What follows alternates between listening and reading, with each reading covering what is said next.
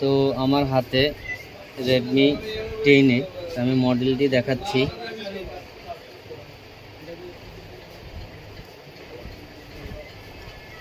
এই যে device Redmi 10 তো এই ফোনে সিম কার্ড পাচ্ছে না। তো সিম কার্ড কেন পাচ্ছে না, আমি একটা সিম কার্ড লাগিয়ে দেখাইতেছি।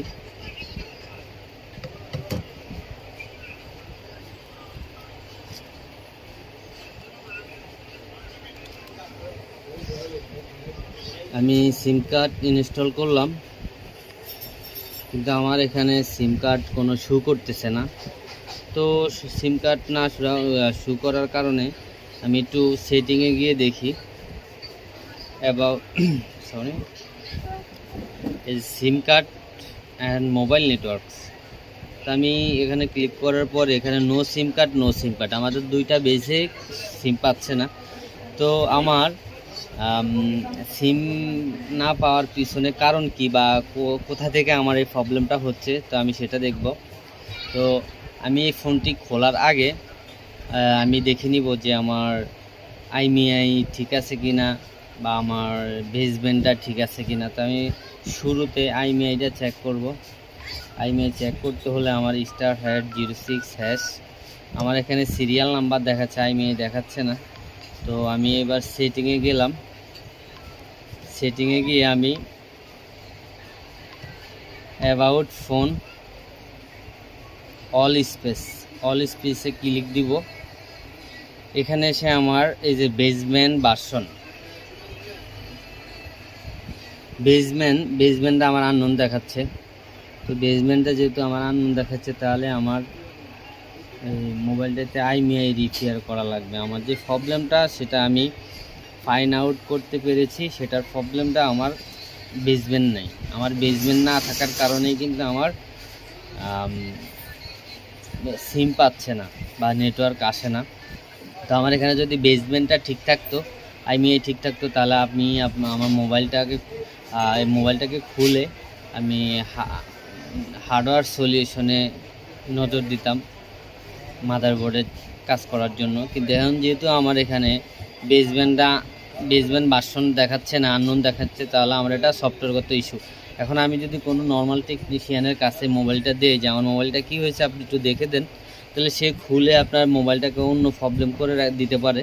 তা আপনি নর্মালি আপনি নিজেই বুঝতে পারবেন যে আপনার ফোনে কী সমস্যা বা কী কাজ করলে হবে।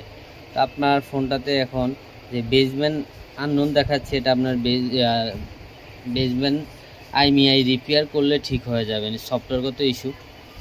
তো যদি সফটওয়্যারগত ইস্যু না হতো, তাহলে আমরা ফোনটাকে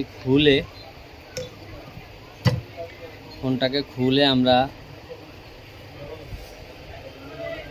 আমাদের যে বর্নিওস্কোমাইটিকে গিয়ে আমরা আমাদের যে সিম ওএসটা আছে, সিম ওএসটাতে আমরা দেখতাম।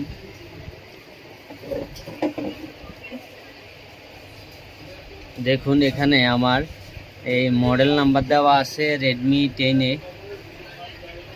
এখানে আমার হার্ডওয়্যার সলিউশন, তারপর আমার এই যে সিম কার্ড অপশানে আমি যখন ঢুকবো, তো আমার এই সিম কার্ডের অপশনটা চলে আসবে। আমার এখানে যেই লাইনগুলো আমার সিমটা আসার জন্য প্রয়োজন পড়ে, এখানে এই একটা লাইন, এই একটা আর এখানে আবার 4টা লাইন, এই লাইনগুলো আমার ঠিক আছে কিনা। আমি চেক দিলাম, চেক দেওয়ার পরে দেখলাম যে আমার লাইনগুলো সবগুলো ঠিক আছে, কোনো লাইনে প্রবলেম নেই।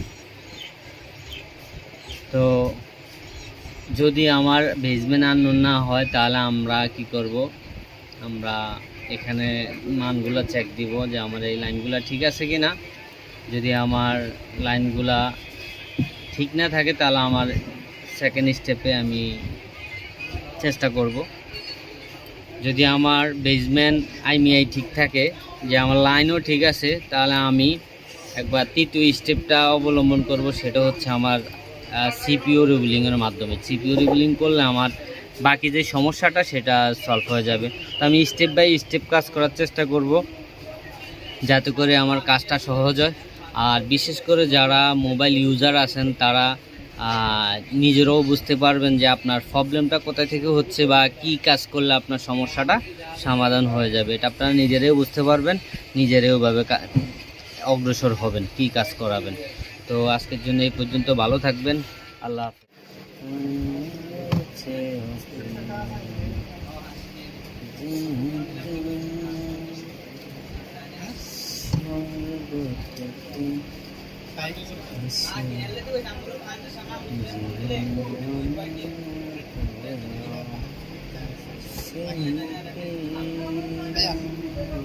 হ্যাঁ।